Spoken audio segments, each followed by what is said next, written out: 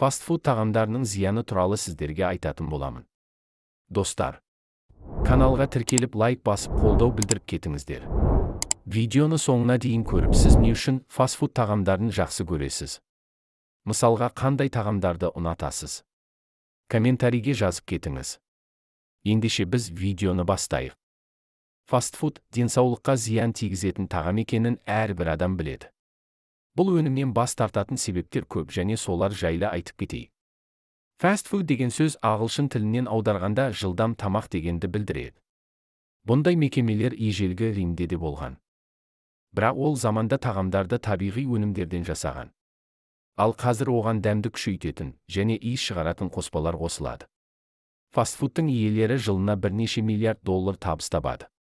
Бұл өнімдердің тұтынушылары миллионнан асады.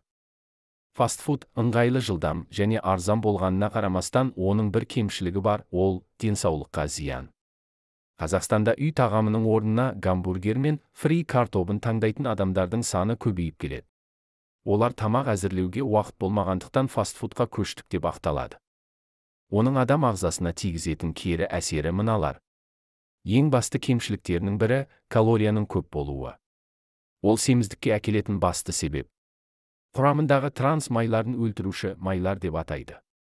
Ол Альцгеймер ауруы, инфаркт және қатерлі ісікке әкеліп соғады. Бұл тағамдарға натрий, тұз көп мөлшерде қосылады. Натрий қан қысымын арттырып, жүрек тамыр жүйесінің жұмысына жүктеме жасайды. Фастфуд өнімдерінде пайдалы компоненттер өте аз, оны жиі жейтін адамда витамин жетіспеушілігі болады.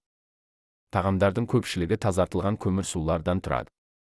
Жасұнық клетчатка болмағандықтан глюкоза түріндегі көмірсулар қанмен араласады. Нәтижесінде қанның қант деңгейі көтеріліп, диабет және семіздікке әкелуі мүмкін.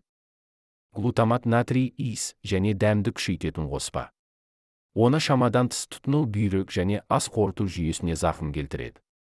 Консервант ең зиянды қоспалардың қатарына жатады. Өндірушілер оның көмегімен сақтау мерзімін ұзартады. Аллергияларға бейім адамдарға оны қолданбауға кеңес беріледі.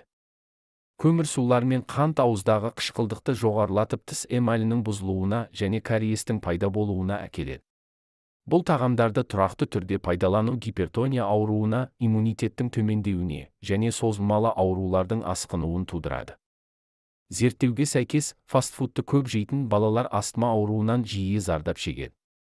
Сондай-ақ олар тері ауруларына бейім болады екен. ақш халқының 60% семіздіктен зардап шегуде. Бұған кінәлі әрине фастфуд өнімдері. Біздің елде мұндай қайғылы көрініс әлі орын алмаған. Бірақ болашақта осы проблемаға тап болуымыз мүмкін. Денсаулығыңызды ойлайтын болсаңыз, үй тағамдарын жеуге тырысыңыз.